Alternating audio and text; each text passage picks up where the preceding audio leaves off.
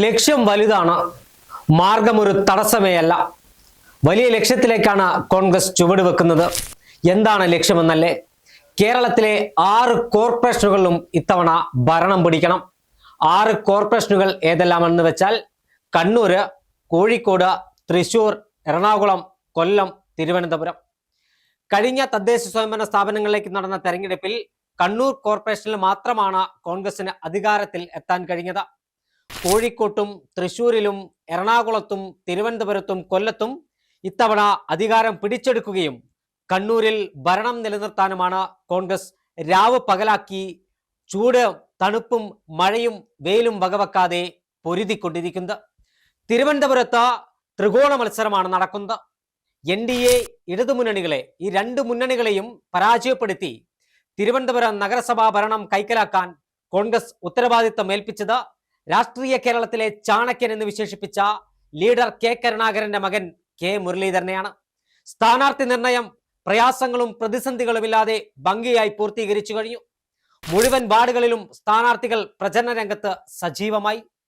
കൊല്ലത്ത് NK Premachandran MP-യും PC Vishnunath MLA-യും ഉൾപ്പെടെയുള്ള കോൺഗ്രസിന്റെയും UDF-ന്റെയും താരനിരകൾ തന്നെയാണ് കോർപ്പറേഷൻ പിടിച്ചെടുക്കാൻ നേതൃത്വം നൽകുന്നത്.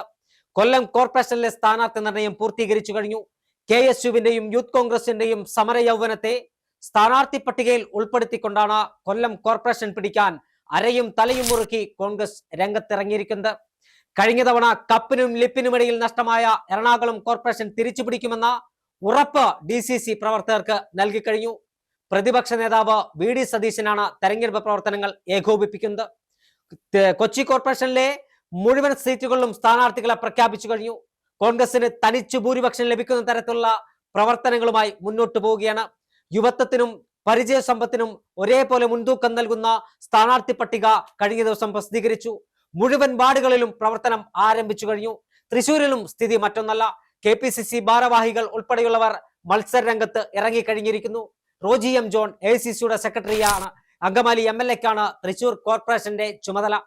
കോഴിക്കോട്ട് പരിചയ സമ്പത്തിനും യുവത്വത്തിനും ഒരേപോലെ പരിഗണന നൽകുന്നതോടൊപ്പം സമൂഹത്തിന്റെ മുഖ്യധാരയിൽ ജനങ്ങൾക്കിടയിൽ താര വാല്യുള്ള സ്ഥാനാർത്ഥികളെ രംഗത്തിറക്കി.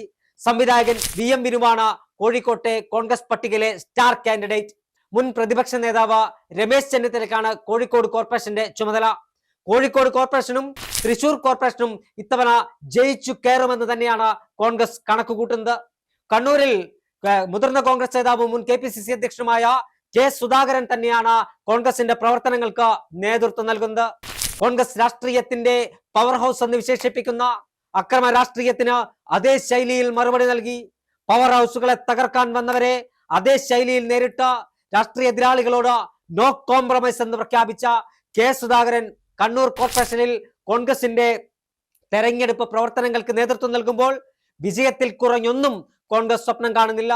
സ്ഥാനാർത്ഥി നിർണയം പൂർത്തീകരിച്ച കണ്ണൂരിലും കോൺഗ്രസ് പ്രവർത്തനം നടത്തി തുടങ്ങിക്കഴിഞ്ഞു. എന്തായാലും മുമ്പത്തെ പോലെയല്ല.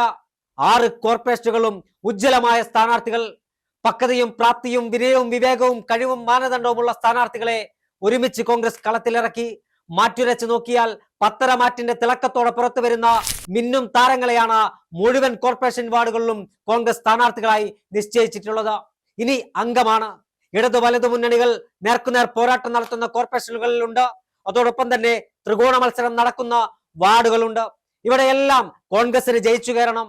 ഐക്യ ജനാധിപത്യ മുന്നണിയുടെ ലേബലിൽ കോൺഗ്രസ് സ്ഥാനാർത്ഥികൾ, മുസ്ലിം ലീഗ് സ്ഥാനാർത്ഥികൾ, RSP സ്ഥാനാർത്ഥികൾ, കേരള കോൺഗ്രസ് ജോസഫ് വിഭാഗം സ്ഥാനാർത്ഥികൾ, ഇത്തരത്തിൽ എല്ലാ ഘടകകക്ഷികളെയും ഒരുപോലെ തൃപ്തിപ്പെടുത്തി അസ്വാരസ്യങ്ങൾ ഇല്ലാതെ പരിചയസമ്പന്നർക്കും പുതുമുഖങ്ങൾക്കും സ്ത്രീകൾക്കും യുവാക്കൾക്കും എല്ലാം ഒരുപോലെ പരിഗണന നൽകിയ സ്ഥാനാർത്ഥി പട്ടിക പുറത്തിറക്കി കോൺഗ്രസ് ഒരു വലിയ ലക്ഷ്യത്തിന് വേണ്ടി മുന്നോട്ട് പോവുകയാണ്. ഡിസംബർ മാസം 13-ന് വോട്ടെണ്ണി കഴിയുമ്പോൾ 6 കോർപ്പറേഷനുകളിലും ഭരണം പിടിച്ച കേരളത്തിൽ തകർക്കാൻ കഴിയാത്ത അജയ്യ ശക്തിയാണ് കോൺഗ്രസ് എന്ന് വിളിച്ചോതാനുള്ള ശ്രമത്തിലാണ് കോൺഗ്രസ് നേതാക്കളും പ്രവർത്തകരും.